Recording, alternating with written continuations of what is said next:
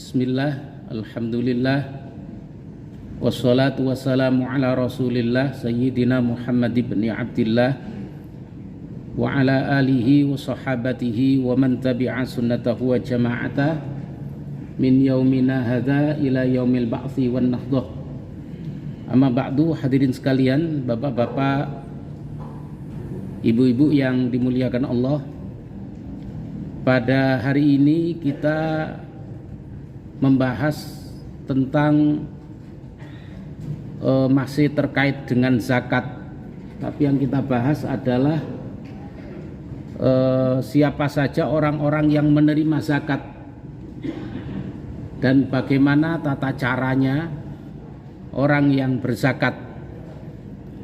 Kemarin itu ada beberapa pertanyaan ke saya yang kalau orang zakat dengan membawa uang itu supaya madhab Syafi'i diakali. Madhab Syafi'i kan madhab yang paling biasa dipakai orang Indonesia, bisa diakali, maka diambil beras zakat, kemudian orang yang bawa uang diberi beras itu, kemudian berakad dengan menggunakan beras itu. Boleh atau enggak ini? Jadi seolah-olah menjual. Kan menjual namanya itu. Jadi panitia zakat menjual zakat itu kepada orang yang bawa itu. Ini enggak boleh, Pak. Ini akad jual beli ketika orang bawa uang terus dikasih beras, terus kemudian berakad dengan zakat itu. Maka berarti beras itu kan dijual. Maka menjual zakat haram hukumnya. Ini masih banyak panitia yang belum paham. Sampai kemarin itu ada jamaah yang kaget ketika saya jelaskan kayak begini. Pak, selama ini di sini begini. Ya terus bagaimana? Ya haram hukumnya. Jadi kalau memang jual beras ke muzaki, ke orang yang berzakat, jangan pakai beras zakat. Karena ketika kita kasih beras zakat itu, kemudian kita kasih uang, mereka ngasih uang ke panitia zakat, kemudian terjadi akadnya kan akad jual beli. Beras yang dipakai zakat itu kan beras zakat, tidak boleh. Ini tolong disampaikan ke masyarakat, ke panitia zakat lah, ya. Tolong ini nggak boleh, ya. Ada penjelasan kayak begini dalam kitab Kifayatul Akhir. Faslun fi musarifiz zakati. Pasal di dalam menjelaskan pentasarufan zakat. Pentasarufan itu apa namanya, Pak? Penyerahan zakat. Ya. Tadfa'uz zakati ilal asnafi samaniyati alladzina dzakarahumullahu ta'ala fi kitabihi biqaulihi subhanahu. Menyerahkan zakat kepada 8 asnaf itu, yang 8 asnaf itu Allah sudah sebutkan dalam surat At-Taubah ayat 60. Bunyinya begini, Pak. Innamas shadaqatu lil fuqara'i wal masakini wal 'amilina 'alaiha wal mu'allafati qulubuhum wa fir riqabi wal gharimina fi wa fi sabilillahi wa ibnis sabili faridatan minallahi wallahu alimun hakim. Ini adalah orang yang berhak menerima zakat. Innamas shadaqatu, adapun sedekah itu maksudnya zakat fitrah, lil fuqara'i wal masakini wal amilina, itu diperuntukkan bagi fuqara. Ini kan kita bahas satu-satu, Pak. Wal masakini dan masakin, orang-orang miskin. Wal amilina dan amil. Wa muallafati qulubuhum, dan orang yang lemah hatinya. Alaiha, atas muallaf itu.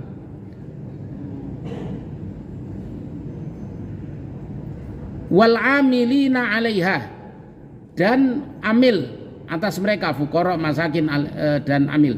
wal mu'allafati qulubuhum, dan orang yang lemah hatinya, wa fir riqabi, dan bagi riqab, wal gharimina gharim, wa fi sabilillah, dan orang-orang yang berjuang di jalan Allah, wa ibnis sabili, dan musafir. Ini adalah kelompok mustahik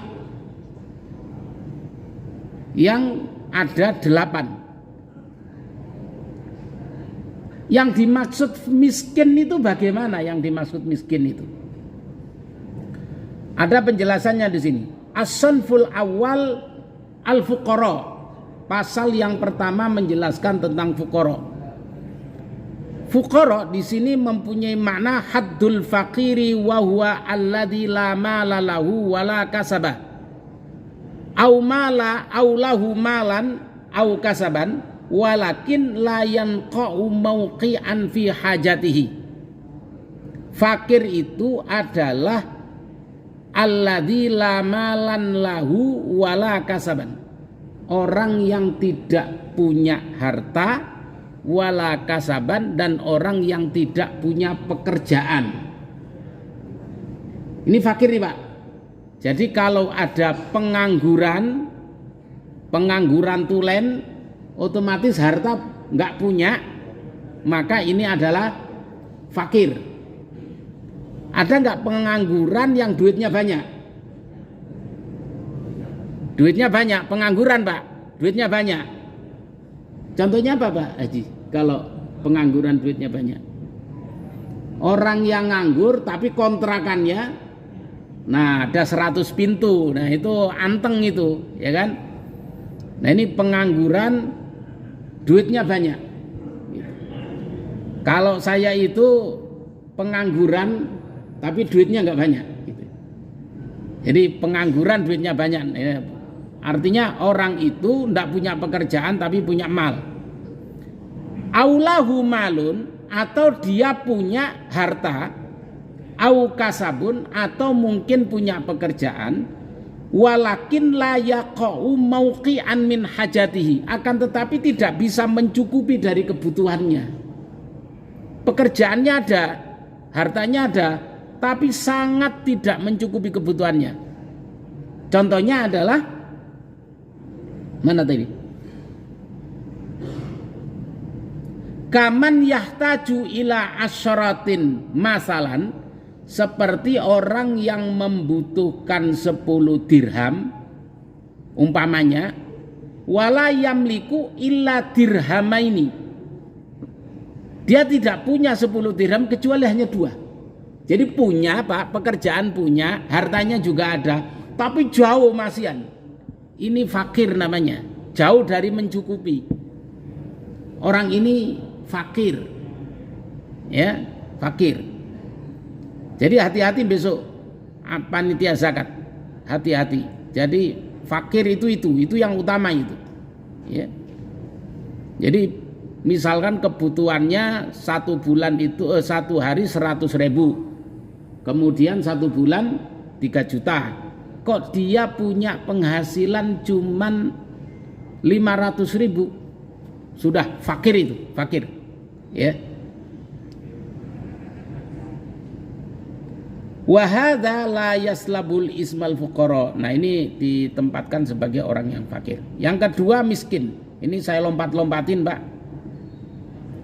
As-sanfus tsani al-miskinun, al-masakinun. Yang kedua namanya miskin. Kategori miskin itu, wal miskinu huwa alladzi yamliku ma yaqau mauqi'an min kifayatihi wala yakfiyahu bi angkana masalan muhtajan ila asyratin wa indahu sab'atun. Jadi orang yang mempunyai harta, punya Pak, hartanya ada. Ya, hartanya ada.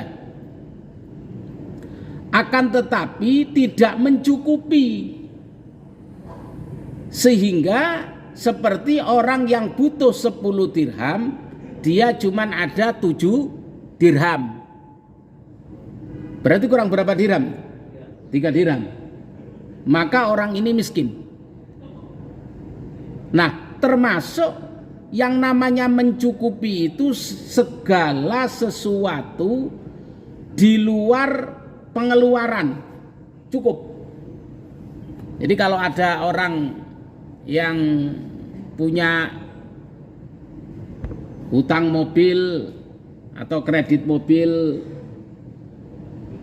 Mercy misalkan, satu, hutang motor, dua, hutang apartemen, satu misalkan, penghasilannya 10 juta, kira-kira cukup nggak Pak ini? Itu nekat namanya. Ini tidak cukup. Jadi termasuk orang yang punya cicilan kreditan tadi itu, kreditannya banyak sehingga menghabiskan uang, sehingga tidak mencukupi untuk kebutuhan keluarganya, maka ini kategori miskin meskipun 10 juta penghasilannya, ya. Jadi kalau di antara bapak-bapak ada yang seperti ini tidak mencukupi, nanti minta sama panitia zakat, minta zakat Pak, ya, minta zakat. Boleh, ya enggak usah malu Pak. Pak, saya ini termasuk golongan miskin misalnya gitu. Ya, enggak usah malu. Ya minta aja, memang haknya kok. Haknya kok itu. Yang ketiga adalah wal muallafati 'alaiha. Yang ketiga adalah muallaf. Mohon maaf, kok iya. Wal amilina 'alaiha. Yang ketiga adalah amil. Tadi saya menyebutkan panitia zakat, saya tidak menyebutkan amil. Saya menyebutkan panitia zakat. Karena orang yang jadi amil pasti panitia zakat. Saya jelaskan dulu nih.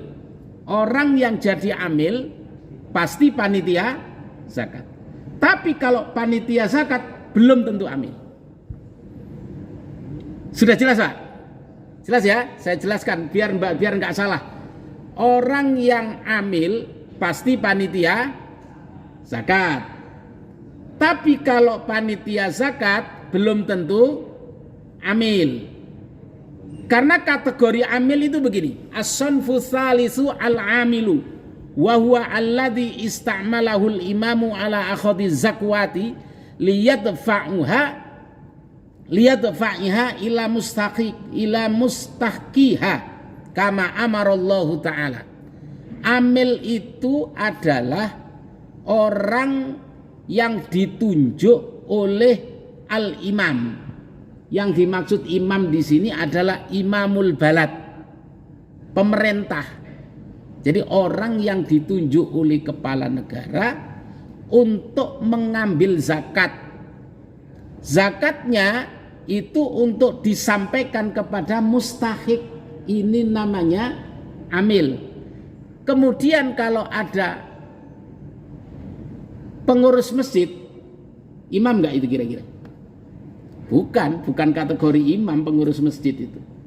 Jadi ketentuannya kalau dalam kitab-kitab itu, yang dimaksud imam itu adalah imamul balad, pemimpin negara, presiden.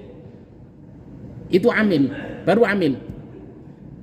Jadi kalau ada panitia zakat dibentuk oleh pengurus masjid, pengurus musola, maka itu bukan amil.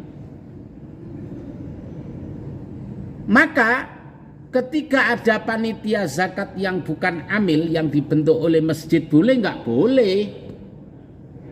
Maka di situ akadnya bukan sebagai akad amil, bukan sebagai akad amil, tapi akadnya menggunakan akad wakalah.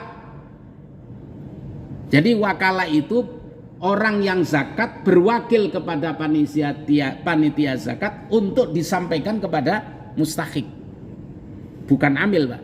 Maka dari itu yang amil yang dibentuk, panitia zakat yang dibentuk oleh pengurus masjid, karena memang bukan amil, maka tidak boleh menerima zakat. kecuali si panitia zakat ini masuk dalam kategori fakir, miskin, duafa. Fisabilillah bagaimana? Nanti ada saya jelasin. Pokoknya ini saya jelasin satu-satu. Ya. Itu ketentuannya. Jadi tolong yang jadi panitia zakat fitrah di masjid atau di musola, kalau merasa muzaki mampu, jangan ngambil haknya sebagai amil. Ya. Sebenarnya amil itu memberikan zakat kepada amil itu sebagai upah, Pak. Itu upahnya, ya. Boleh nggak amil di panitia zakat kemudian diambilkan zakat dari luar zakat? Boleh, kalau dari luar zakat boleh, ya. Kemudian yang keberapa ini? Ya, tadi yang ketiga ya. Yang keempat adalah wal mu'allafati qulubuhum, orang yang lemah hatinya. Jadi mu'allaf itu, Pak, mu'allaf itu kalau dalam pengertian agama itu ada dua. Ada mu'allaf itu golongan muslim, ini mu'allaf. Ada golongan kufar, belum masuk Islam, mu'allaf. Tapi ulama sepakat kalau mu'allaf yang diberikan zakat fitrah itu dari golongan muslim. Jadi ada orang baru masuk Islam masih lemah hatinya.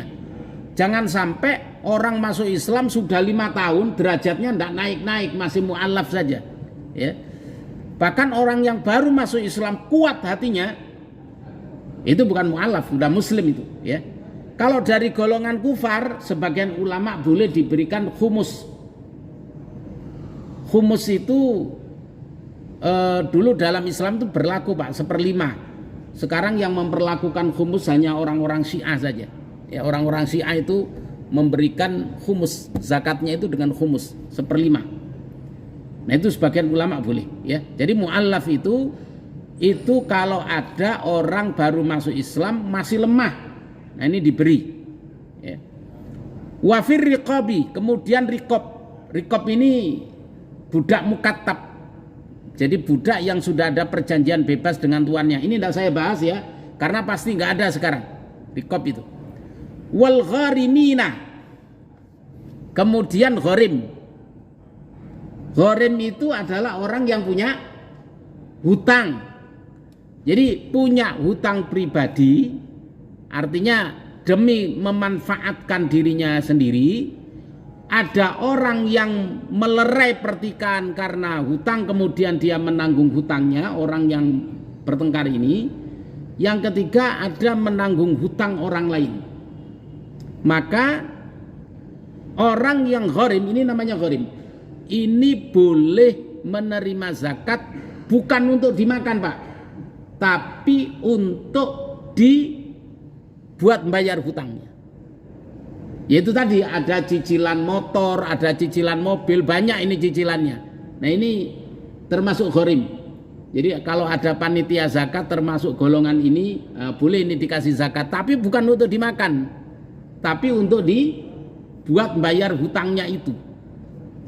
Kemudian wa fi sabilillah, orang-orang yang berjuang di jalan Allah.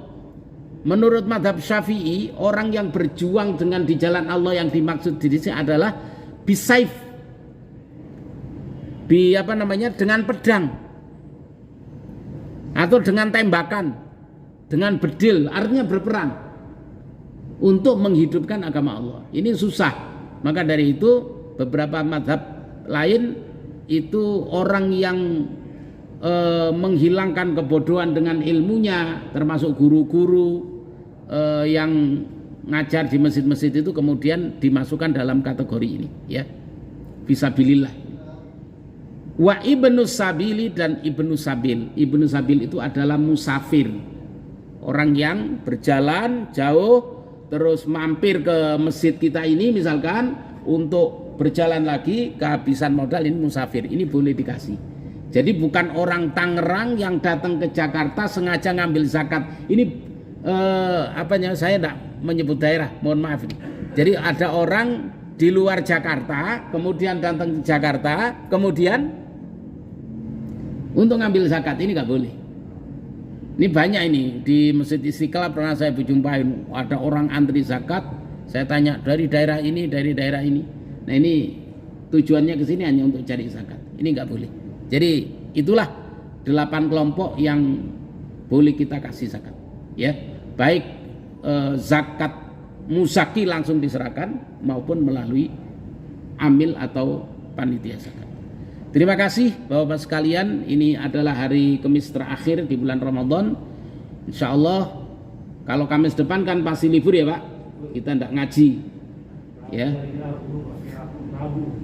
Oh iya, Rebu besok kan sudah libur, kita tidak ngaji, dan insya Allah Rebu depan sudah masuk Mei dan Lebaran ya. Maka dari itu saya mengucapkan mohon maaf yang sebesar-besarnya ketika ada kekeliruan dan kesalahan-kesalahan dalam hal saya membaca kitab dan menjelaskan hukum agama. Maka dari itu mohon yang mau bertanya silakan Pak. Ya, enggak.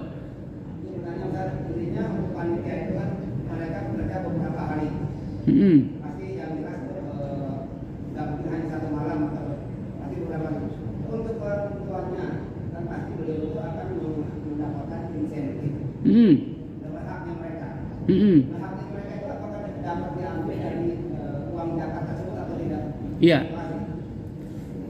Kalau dia diambilkan dari zakat.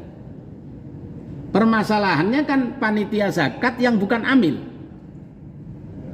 Paham Pak maksudnya? Panitia zakat yang rata-rata panitia zakat kita ini kan bukan amil. Nggak boleh dikasih. Diambilkan dari zakat fitrah nggak boleh. Tapi dia didapatkan dari uang lain di luar zakat fitrah boleh nggak? Misalkan dari kas masjid boleh. Ya namanya mutabarrik.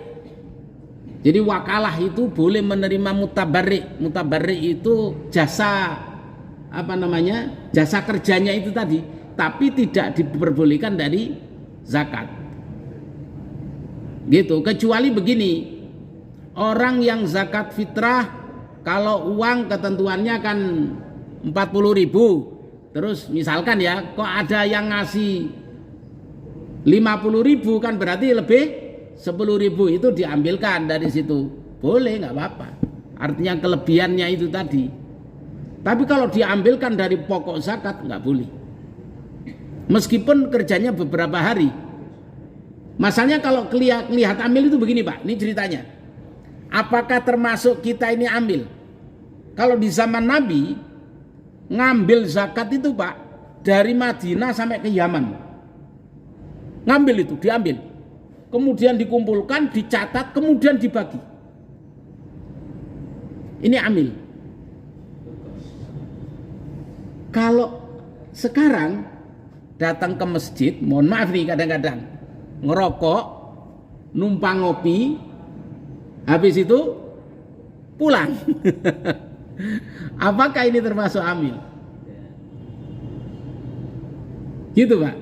Jadi amil itu kalau di zaman Nabi berat Pak, mengambilnya jauh. Sampai terjadi perdebatan ketika itu kan untuk menjamak qashar sholat, apakah jamak qashar itu diulangi lagi, dikodok atau tidak. Yang satu sahabat mengkodok, yang satu tidak. Berdebat mereka, akhirnya ngadu kepada Rasulullah. Kata Rasulullah, dua-duanya dapat pahala. Itu karena ngambil zakat itu jauh. Nah sekarang itu zakat enak apa enggak diambil? Datang sendiri, yaitu. Jadi panitia zakat datang ke masjid, ngerokok, ngopi-ngopi, ya. Setelah itu makan-makan kue, setelah itu pulanglah. Kemudian ini kerjanya di mana gitu? Gitu. Jadi zakat itu yang memang orang-orang benar-benar kerja. Ya, saat ini yang ditunjuk pemerintah itu ya Basnas otomatis. Maka dari itu kemarin saya lagi diskusi sama Basnas DKI Jakarta agar supaya bagaimana caranya panitia zakat yang di masjid ini bisa dijadikan sebagai amil. Nah di Basnas itu ada namanya UPZ. UPZ itu unit pengumpul zakat. Nah itu amil, itu amil. Nah bagaimana kalau umpamanya itu diberikan ke masjid-masjid melalui Basnas tingkat kota, kemudian dibuat surat ininya Pak, surat keputusannya. Nah itu berlaku untuk 1 tahun, kemudian bisa diperpanjang lagi dan lain sebagainya, sehingga amil panitia zakat ini bisa disebut sebagai amil. Gitu Pak kira-kira ya. Ada lagi? Monggo. Nggih. Kalau masjid itu hududnya, ketentuannya 1 bangunan Pak. Gitu, 1 bangunan. Jadi yang atas sama yang bawah itu sudah memenuhi persyaratan. Cuman memang sebaiknya yang paling bagus itu ketika sini penuh baru naik. Gitu ya. Kecuali di luar loh ya. Di luar nggak boleh. Kalau ini kan batas pintu nih Pak nih. Imam ada di sini. Kalau jamaah kemudian melewati safnya imam di sini, ada di sini, ini nggak boleh. Ya, nggak boleh. Ini banyak masjid-masjid yang melakukan ini. Jadi imamnya di sini, makmumnya ada di depannya imam jadinya. Ini nggak sah, nggak sah. Ini saya berapa kali jumpain masjid yang seperti ini, nggak sah. Ya.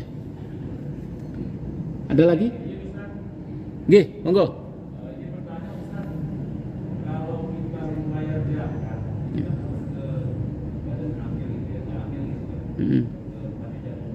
Ya. Apakah boleh kita tidak backup tetapi kita backup zakat itu langsung umpamanya contoh kita punya saudara tukang roti atau punya sendiri, jadi dari zakat kita keluarga kita berikan kepada saudara kita yang ada di sana, apakah itu boleh?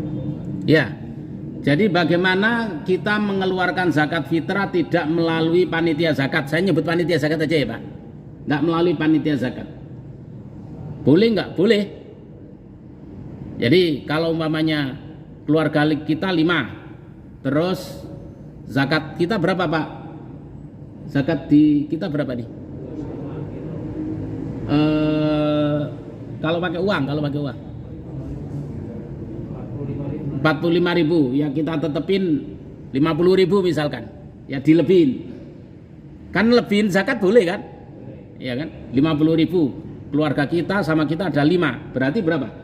250.000. Nih saya zakat. Diteleponin tapi Pak, teleponin karena harus ada akad kalau itu. Ini saya zakat, tolong belikan beras misalkan. Boleh, sah itu. Karena keluarga kita misalkan tidak mampu Pak, iya boleh, tidak apa. Jadi zakat yang paling baik itu kepada orang yang terdekat. Orang terdekat itu punya 2 pengertian. Pengertian pertama, orang yang terdekat itu adalah orang yang dekat dengan kita, lingkungan. Ketentuan yang kedua, orang yang terdekat itu adalah nasbiyah, nasab, tali persaudaraannya. Itu boleh menerima zakat dari kita. Ya. Jadi termasuk apabila ada panitia zakat mau diberikan kepada mustahik, tapi mustahiknya sudah pulang kampung. Ini gimana ini? Ini permasalahan ini Pak nih. Bapak-bapak mungkin ada yang jadi panitia zakat ya, mudah-mudahan ya. Terus mau dikasih ke mustahik, mustahiknya pulang kampung, sudah mudik ke merbot masjid misalkan, sudah mudik. Bagaimana? Harus ditelepon. Boleh, enggak apa-apa, ditelepon dulu. Ini kamu ada zakat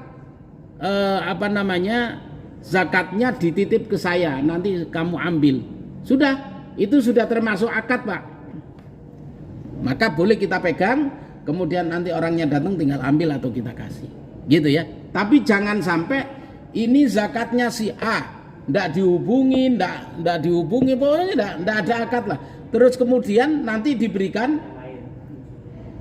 kepada si A setelah Idul Fitri, nggak sah hukumnya. Dosa kita. Lebih baik kalau orangnya nggak bisa dihubungi dikasih sama yang lain. Saya itu sering Pak, saya sering hampir tiap tahun saya dapat zakat. Diteleponin dulu, karena kalau tempat saya ngaji saya kasih tahu. Diteleponin dulu, saya Pak ini ada zakat dari kami, dari masjid, ini tolong diterima. Udah, ya udah. Nanti pas saya ngaji Syawal itu terus dibawa gitu. Tapi saya enggak ngomong, enggak nyindir masjid sini supaya saya dikasih zakat. Saya jujur Pak, saya enggak zakat itu saya berikan ke orang lain, Pak. Zakat itu saya berikan ke orang lain. Karena saya jujur saya enggak boleh makan zakat. Saya enggak boleh makan zakat. Karena saya punya marga itu Basyaiban. Jadi saya punya marga Basyaiban. Basyaiban itu turunan Nabi. Tapi saya tidak perlu dipanggil Habib, nggak perlu. Jadi biasa saja. Jadi saya nggak boleh makan zakat. Termasuk keluarga saya tidak boleh makan zakat. Maka itu kan saya kasih.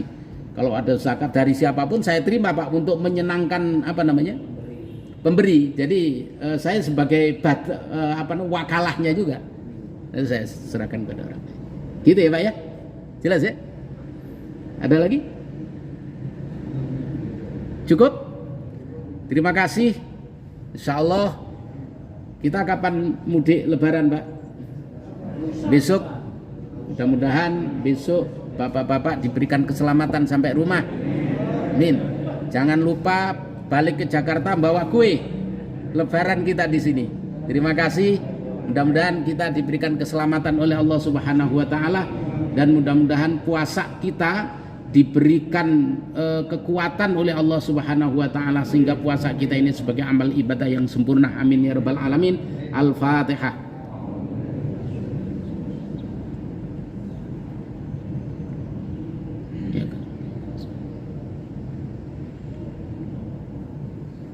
Alhamdulillahi rabbil alamin, hamdan yuwafi ni'amahu wa yukafi'u mazidah.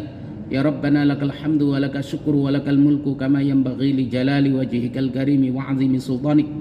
Allahumma salli ala sayyidina Muhammadin al-Fatih lima ughliqa wal khatim lima sabaq, nasiril haqqi bil haqqi wal hadi ila siratikal mustaqim, wa ala alihi wa sahbihi haqqa qadrihi wa miqdaril 'azim. Allahumma iftah alaina bi futuhil 'arifin. Allahumma iftah alaina bi futuhil 'arifin. Allahumma iftah alaina bi futuhil 'arifin. Allahumma a'inna ala dzikrika wa syukrika wa husni ibadatik. Rabbana atina fid dunya hasanah wa fil akhirati hasanatan wa qina adzaban nar. Rabbana taqabbal minna innaka antas samiul alim wa tub alaina innaka antat tawwabur rahim.